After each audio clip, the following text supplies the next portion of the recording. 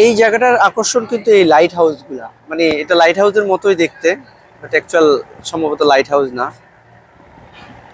এখানে বসার ব্যবস্থা আছে, এই যে দেখতে খুব জোস লাগে, দূর থেকে দেখতে আরো অসাধারণ লাগে।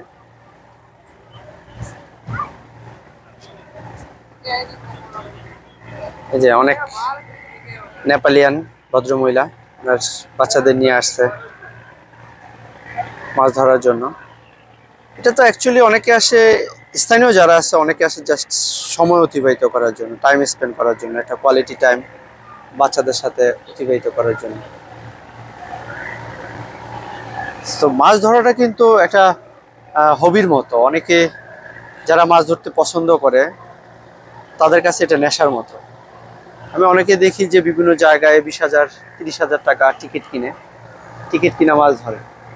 তার মানে এটা কোন লেভেলের হবি বুঝতে পারতেছেন তো। সব ধরনের ইনস্ট্রুমেন্ট তাদের কাছে থাকবে। এটাকে পুরা দ্বীপটার মধ্যে কিন্তু এরকম ছোট ছোট, মানে বড় সাইজ ছোট সাইজ বিভিন্ন ব্লক আকারের সাইজ প্রবালে ভরপুর। এইগুলাই কিন্তু এই দ্বীপটাকে এখনো বাঁচায় রাখছে। কারণ প্রবালের কারণে কিন্তু ভাঙন, যে রোদ বলে, ভাঙনটা হয় না। তো প্রবাল না থাকলে কিন্তু আস্তে আস্তে মাটির ক্ষয় যেটা হয়, মাটির ক্ষয় হয়ে যেত। সো সহজেই ওই জায়গাগুলো ভেঙে যেত। আমাদের দেশে যেমন পদ্মা নদী ভাঙে বা অন্যান্য যেসব নদীতে অনেক ঢেউ থাকে, ওই নদীগুলো সহজে ভেঙে যায়। বেসিক্যালি এরকম যদি ব্লক দিয়ে দেওয়া যায় তাহলে এই সমস্যাটা কিন্তু আর হইতো না, বা হইলেও খুব কম হইতো। অ্যাটলিস্ট অনেক মানুষ ঘরবাড়ি হারা থেকে অ্যাটলিস্ট বাইচা যাইতো।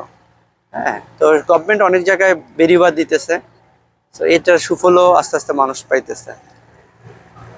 তো আমার মনে হয় যে এরকম ব্লক পারচেস করে বা ব্লক কিনে এই ব্লকগুলো যদি দিয়ে দেওয়া যায় তাহলে হয়তো বা দীর্ঘমেয়াদী একটা সমাধান মানুষ পাইতো বা সম্ভব।